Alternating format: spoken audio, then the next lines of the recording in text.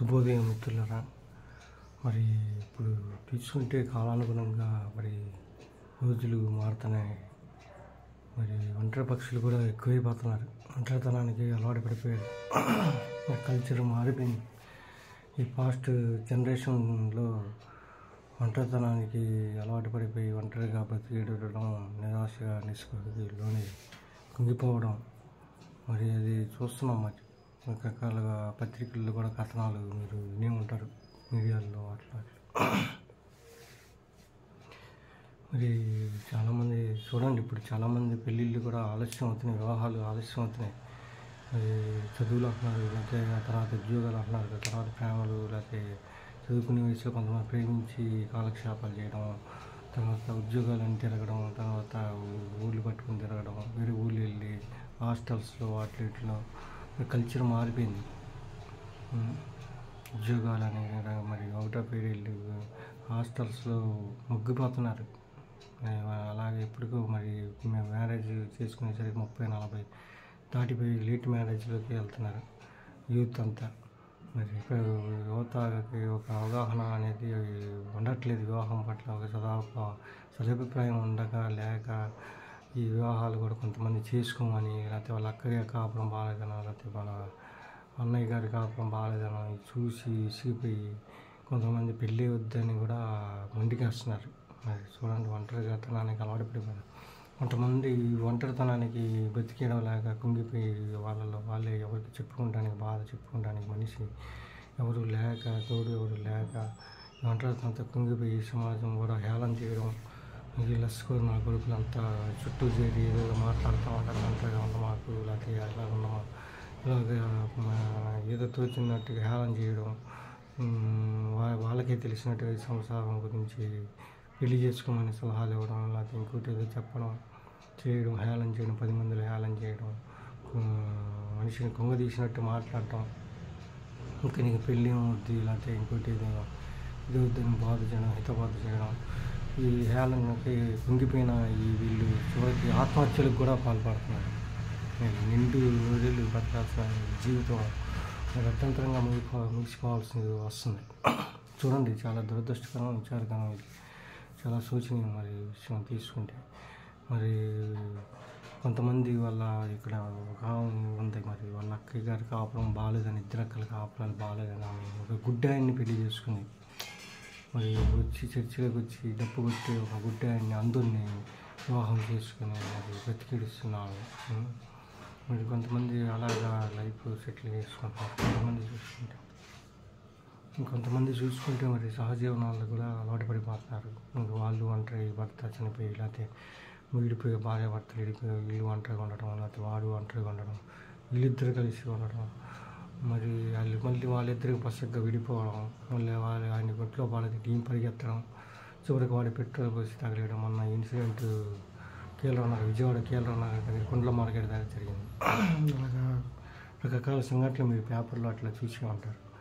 మరి మ్యారేజ్ కూడా ఆలస్యం అవుతుంది, పెళ్ళిళ్ళు కూడా కష్టమైపోతున్నాయి. పెళ్ళిళ్ళు చేయడం కూడా జాతకాలు, మొన్న కుర్రోడికి పెళ్లి సంబంధం పెడితే జాతకాలు కలవలేదు, కుచి దోషం అది ఇది అని చెప్పేసి మరి ఆమెకి రెండో పెళ్ళి, వీడికేమో ఫస్ట్ మ్యారేజ్ చేసుకుంటా అన్నాడు, పిల్లలు లేదు కదా. తీరా చూస్తే కుజు దోషం ఉంది ఆ కుర్రోడికి. ఇప్పుడు 45 వరకు పెళ్ళి అవ్వదు, 38 ముదిరి బెండకాయ, 45 వరకు పెళ్ళి అవ్వదు అని చెప్పేసి మరి అన్నారు. ఈ పెళ్ళి దోషాలు, కుజు దోషాలు, గ్రహాలు ఇవన్నీ చూసుకుంటే, జాతకాలు చూసుకుంటే మరి ఇంకా ఆలస్యం అయ్యే అవకాశం ఉంది. మ్యారేజ్లు, కులాలు, మతాలు, వర్గాలు, వర్ణాలు ఇవన్నీ కూడా కొద్దిగా ఎవరవతలుగా మారిపోతుంది వివాహం ఆలస్యం అవడానికి. ఈ కొంతమంది కులాలు, మతాలు తోసిపుచ్చి ఒకరికొకరు ఇష్టపడితే చేసుకుంటామని ముందుకు వస్తున్నారు కొంతమంది. పర్వాలేదు, అది కూడా పర్వాలేదు, అభినందించదగ్గ విషయం, మంచి పరిణామం, శుభ పరిణామం. మరి మొన్నటిదాకా ఒక అతను వయసు ఆయన 45-35 వరకు చూశాడు కుర్రోడికి. మరి 35 ఎప్పుడైతే దాటిందో ఏ క్యాస్ట్ అయినా పర్వాలేదు, వయసు కాదని చెప్పేసి అతను ముందుకు రావడం జరిగింది. సో పెళ్ళి అనేది 3 నాళ్ళ ముచ్చట రావాల్సింది. మరి పెళ్ళి అయినా కూడా చాలామంది కలిసి ఉండటం లేదు. పెళ్ళింటి నూరేళ్ళ పంట అన్నారు. మరి మ్యారేజ్ అయినా కూడా చాలామంది విడిపోవడం జరుగుతుంది తొందరగా, అవగాహన లేక. ఇగో ఫీలింగ్స్ బిర్యానీ వండమంటే మొన్న ఒక అతను భార్యాభర్తలు ఇద్దరు ఎంప్లాయీస్ బిర్యానీ వండలేదని చెప్పి విడాకుల దాకా వెళ్ళిపోయాడు. మీరు అతనికి బిర్యానీ వండలేదంట, బయట వెళ్ళేదో హోటల్లో తినడం వల్ల అతనికి మోసం పట్టుకొని నా భార్య అడిగితే మరి బిర్యానీ వండలేదని చెప్పేసి అలా నెపంతో అతను విడాకులు ఇవ్వడానికి సిద్ధంగా. ఇప్పుడు రోజులు ఎలా ఉన్నాయి, భార్యాభర్తలు ఎంప్లాయీస్ అయినప్పుడు మరి డిమాండ్ చేసే రోజులు కావు. ఇతను కూడా మరి వారానికి 2 సార్లు అయినా ఇల్లు తడిగొట్టేసి తుడిచి దూపం వెలిగించి కాఫీ అందించాల్సిన పరిస్థితి. కుసులు ఎత్తుకొని మరి 2 రోజులైనా ఆడవాళ్ళకి సెలవు, ఆడవాళ్ళకి ఆదివారం సెలవు లేదా అని, మరి అమ్మకి ఆదివారం సెలవు లేదని చెప్పేసి మరి దాసనారాయణరావు గారు తీశారు సినిమా. మరి పోయింది, కాలం మారింది. మరి ఆడవాళ్ళు కూడా మగవాళ్ళతో సమానంగా ఉద్యోగాలు చేసుకున్నారు, మరి తెల్లగా రాస్తున్నారు. మరి పాత రోజులు పోయి ఆడది వంటింటి కొండేళ్ళు అనేది రోజులు పోయి ఆడమ్మగా సంపాదించుకున్నప్పుడు మరి మారింది, కల్చర్ మారింది. ఆడవాళ్ళు కోరికలు ఎక్కువైపోతున్నాయి, పెళ్ళిళ్ళు అట్లా మగవాళ్ళు కూడా మరి కొంతమంది ఒంటరితనంగా కావాలని కాదు, వాళ్ళు వచ్చిన సిచ్యువేషన్ బట్టి వాళ్ళు ఒంటరిగా బతుకు ఏడ్చాల్సిన పరిస్థితి ఎదురవుతుంది. మరి అడ్జస్ట్మెంట్ కాలేక ఆడవాళ్ళకి మరి సమాధానం చెప్పలేని పరిస్థితులు. మరి చూడండి, మరి సహజీవనాలు అవి కల్చర్ మారిపోయి మ్యారేజెస్ చూస్తే మరి 100 ఏళ్ళు బ్రతికి ఏడవలేని పరిస్థితి. సహజీవనాలు చూస్తే ఇలాగా ఈ కొట్లాట్లు గొడవలు, మరి ఆయన పెట్రోల్ వేసి తగలేయడం, ఆయన గుంట్లో బాగాలేదంటే పరిగెత్తి వెళ్ళడం ఎందుకు, విడిపోయిన వాళ్ళు మళ్ళీ పెట్రోల్ వేసి ఆయన తగలేయడం ఎందుకు, ఇదంతా చూడండి. మరి ఆత్మహత్య మహాపాపం అంటారు. మరి సూసైడ్లు కూడా పెరిగిపోతున్నాయి. మరి భగవంతుడు మరి స్త్రీకి పురుషుడికి సమానంగా మరి సృష్టించారు. మరి తోడు ఉండాలి మనిషి, 100 ఏళ్ళ జీవితం, మరి ఇద్దరు కలిస్తేనే జీవితం. మరి యూత్కి ఎప్పుడు అవగాహన కలుగుతుందో తెలియదు. ఇలాంటి 100 ఏళ్ళ పంట మరి వస్తే అవరోధాలు వస్తాయి. మరి ఒక్కొక్కరికి ఎడమొహం పెడమొహం అవ్వాల్సిన అవసరం లేదు. చిన్న వచ్చినా కూడా మాట పట్టింపులు అవి వచ్చిన మరి చిన్న మాట పట్టింపులు అవి వచ్చినా మరి ముందుకి వెళ్ళాలి, అడ్జస్ట్మెంట్ అయ్యి ముందుకు వెళ్ళాల్సిన పరిస్థితి ఉంది ఇప్పుడు. మరి ఫీలింగ్స్ పోతే మరి చిన్న విషయాలకి కూడా కోట్లకి గుమ్మాలు తొక్కిన వాళ్ళు ఉన్నారు. కోట్ల చుట్టూ వాటి చుట్టూ లాక్కోలేక పీక్కోలేక ఒక్క పీకులాట, వాళ్ళకి డబ్బులు తగిలేసుకొని మరి అంతించాం, కట్నం అంతించాం. ఫస్ట్ పెళ్ళి కాకముందు ఒకరికొకరు చూసుకొని బాగున్నారు, ఒకరికొకరు కుటుంబాలు బాగున్నాయని చెప్పేసి బాగుంది కలిసిన వాళ్ళు. తర్వాత ఎప్పుడైతే మరి వాళ్ళ కలహాలు ప్రారంభమయ్యాయో మరి వాళ్ళు పామని, ముంగీసని, అనకుండాని రకరకాలుగా ఒకరి మీద ఒకరు బురద చల్లుకొని విడిపోయే పరిస్థితి ఎదురైంది. నేను ఎవరో ప్రేమించి మోసమైన వాళ్ళు కూడా ఉన్నారు. పామని రకరకాలుగా ఈ తెలియక అవగాహన లేక ఈ పిచ్చి సినిమాలు చూసి మరి ప్రేమ మత్తులో ఉన్నది సమర్పించుకునే వాళ్ళు ఉన్నారు. మొన్న 80 లక్షల బంగారం సమర్పించుకుంది. వాడు 7.5 సంవత్సరాలుగా ఏరియా మేనేజర్ అవుతానని చెప్పేసి ఒక ప్రియుడు ఖాళీ తిరుగుతున్నాడు తప్పితే ఉన్న చేతిలో సమర్పించుకుని పరిస్థితి కూడా ఎలా ఉంది పరిస్థితి చూసుకొని మరి ఏదో రైల్వే పోలీసు అని చెప్పేసి కళ్ళపల్లి చెప్తే వాడు పోలీస్ కటింగ్ అది చూసి ప్రేమలో పడిపోయి 7.5 సంవత్సరాలుగా ఏరియా మేనేజర్ అవుతారని చెప్పేసి వాడు గాలికి తిరగడం మీద పని చేసుకుని మళ్ళీ వచ్చింది అతను సమర్పించుకోవడం. ఇప్పుడు సమర్పించుకుంది చాలా ఒంటరితనంతో చివరికి మిగిలింది. మరి ఉద్యోగం విడిపోయి ఒక రోజు ఒంటరిగా ఉంటున్నప్పుడు వస్తానంటే నేను రావద్దన్నప్పుడు సొంత అక్కయ్య వచ్చినా కూడా ఇంటికి అనుమానించే రోజులు అయిపోయాయి. తల్లి రోజులు బాగాలేదు, కావాలంటే రూమ్ తీసుకోలే దొరికి ఇంకా మన హాస్టల్స్ అవి ఉన్నాయి తీసుకోవచ్చు. మరి ఒకరి మీద ఒకరికి పడదా ఈ సమాజం ఎంత పతివేత అయినా నేనంత పతివేతనైనా ఈ సమాజం హర్షించడంలో ఒంటరిగా ఒకరికొకరు ఆడమగ ఏ బంధం లేకుండా కలిసి ఉన్నారంటే అనుమానించే రోజులు. సొంత అక్కయ్య వచ్చినా కూడా 4 రోజులు చెవులు కొట్టుకుంటూ ఉంటారు అనుమానించే రోజు అయిపోయి. మరి పరిస్థితులు బాగాలేదు, రోజులు బాగాలేదు, మనసు కూడా బాగా ఉండట్లేదు. కావున నువ్వు ఏదన్నా చిన్న గది అద్దెకి తీసుకొని ఉండు, కావాలంటే అద్దె నేను కడతా, లేకపోతే వర్కింగ్ మనసు హాస్టల్స్ ఉన్నాయి అని నేను నాకు జ్ఞానబోధ చేయడం జరిగింది. చివరిగా ఏరియా మేనేజర్ అంటూ 7.5 సంవత్సరాలు ఏలినాడు తిరుగుతున్న ప్రబుద్ధుడికి నేను కెప్టెన్ రెస్టారెంట్లో కెప్టెన్ తెలిసిన రోడ్ ఉన్నాడు, అతను నంబర్ ఇస్తా, ఇంగ్లీ ప్లేట్లన్నా గడుపుకున్నాను. సాయంత్రం 7:30కి వెళ్ళి రాత్రి 10:30కి ఇలా టేబుల్స్ ఇంగ్లీ ప్లేట్లు కూడా కాదు, టేబుల్స్ జస్ట్ ఈ ఇంగ్లీ టేబుల్స్ చూస్తే 350 రూపాయలు ఇస్తారు.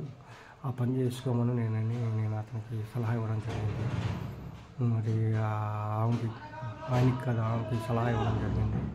ఇక ఆ పని అలా చేసుకుంటే ఒక 3 గంటలు మరి 350 భోజనం పెట్టి రెస్టారెంట్లో ఇస్తారు.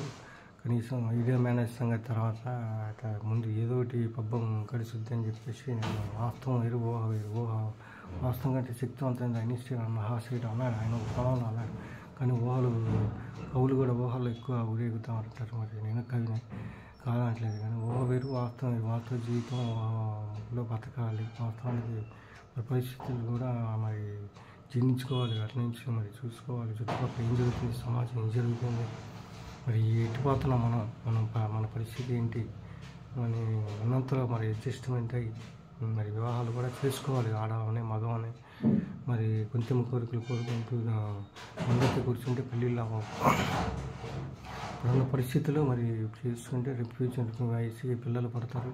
తర్వాత వాళ్ళకి అంటూ ఒకరికొకరు తోడు అనేది ఉంటుంది. తర్వాత వయసు మగ్గిపోయిన తర్వాత పెళ్ళి అనేది అవ్వడం కష్టం అవుతుంది. మనం 10 ఏళ్ళ క్రితం ఒక బాగుంది, మరి కుంగిపోయినట్టు అయిపోయింది. మనిషిలాగా ఏ కోరికలు రకరకాల అవగాహన లేక, చెప్పేవాళ్ళు లేక, చేసేవాళ్ళు లేక, గైడెన్స్ లేక, ఈ పరిస్థితులు రకరకాల చూసి వాళ్ళే ప్రశ్నలు తీసుకొని వాళ్ళే సమాధానం పరుచుకొని సమాధానాలతో చూసి వాళ్ళు ఈ అవగాహన లేక అలాగ ఒంటరిగా బతుకు విడుస్తున్నారు. మరి కుంగిపోతున్నారు, నలిగిపోతున్నారు.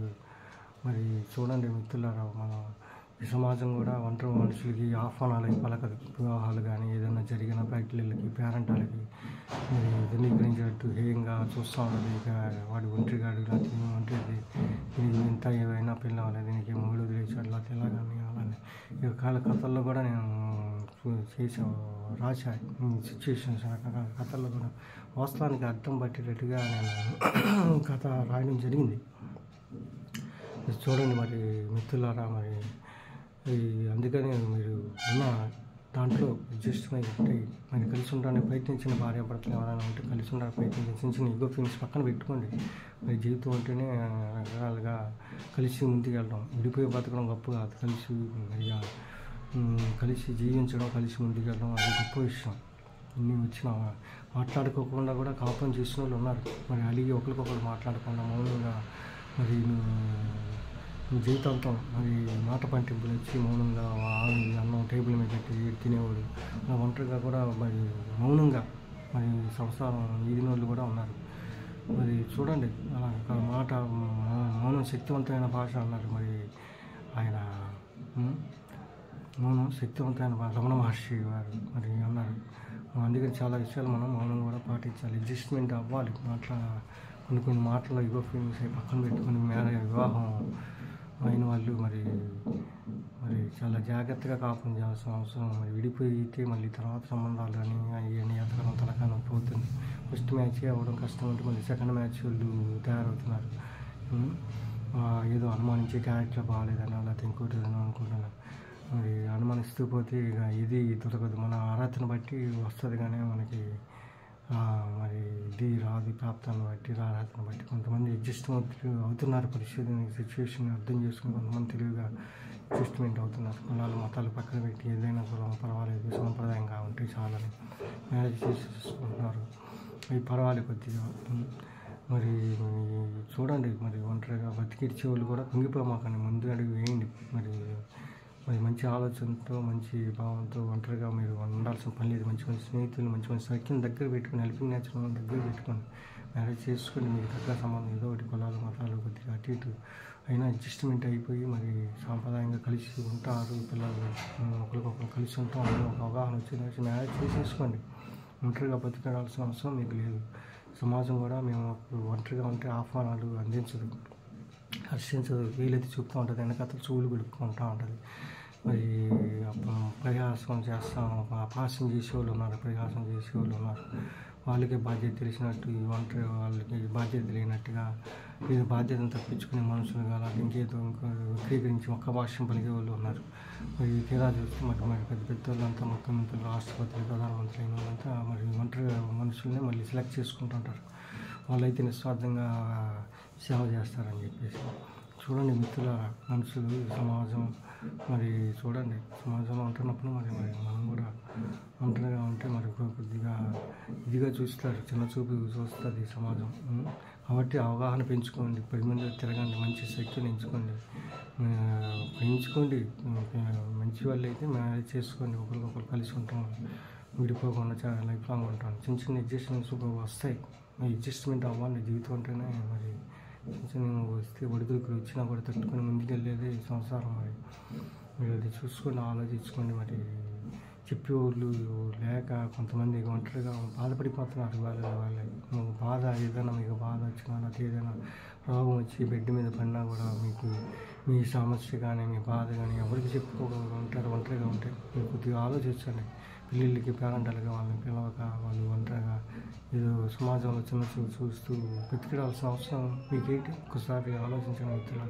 దయచేసి ఇది జంట పక్షులు కాదు, ఒంటరిగా బ్రతికించే వాళ్ళకి సహజీవనాలని రకరకాల పెడదోలు పడుతున్న వాళ్ళకి మరి కొంతమందికి మెసేజ్ అందుతుందని చేయడం జరుగుతుంది. లైక్ చేయండి, షేర్ చేయండి, కామెంట్ చేయండి. Thank you so much. Subscribe చేయించండి కొంతమంది చేత, కొంతమంది చాలామందికి షేర్ చేయండి, ఒక అవగాహన కలుగుతుంది. Thank you so much.